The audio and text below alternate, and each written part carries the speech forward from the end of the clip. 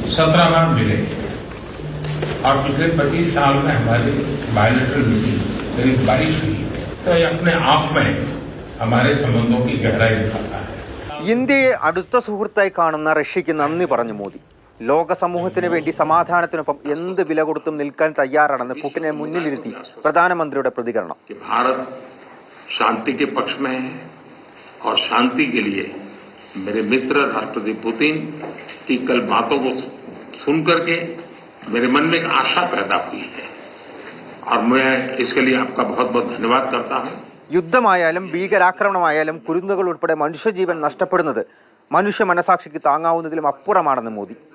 Ukraine വിഷയത്തിൽ ആഴമേറിയ ചർച്ചകൾക്ക് മാത്രമേ സംഘർഷം അവസാനിപ്പിക്കാൻ കഴിയൂവെന്നും ഇന്നലെ ദീർഘനേരം വിഷയത്തിൽ പുടിനുമായി സംസാരിച്ചുവെന്നും ഇന്ത്യൻ പ്രധാനമന്ത്രി.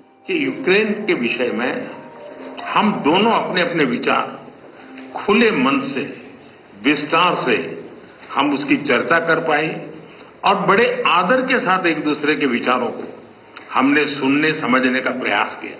എന്നാൽ മോദി പുടിൻ കൂടിക്കാഴ്ച സമാധാന ശ്രമങ്ങൾക്കേറ്റ പ്രഹരമെന്ന് യുക്രൈൻ പ്രസിഡന്റ് വ്ളോഡിമിർ സെലൻസ്കി പ്രതികരിച്ചു. ഇന്ന് റഷ്യയുടെ മിസൈൽ ആക്രമണത്തിൽ 3 കുട്ടികളടക്കം 37 പേരാണ് മരിച്ചത്. അതിനിടയിൽ മോദി ലോകത്തെ ഏറ്റവും വലിയ യുദ്ധക്രിമിനലിന് ആലിംഗനം നൽകുകയായിരുന്നുവെന്ന് സെലൻസ്കി വിമർശിച്ചു.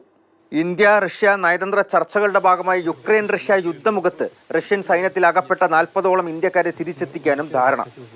മാതൃഭൂമി ന്യൂസ്, ഡൽഹി.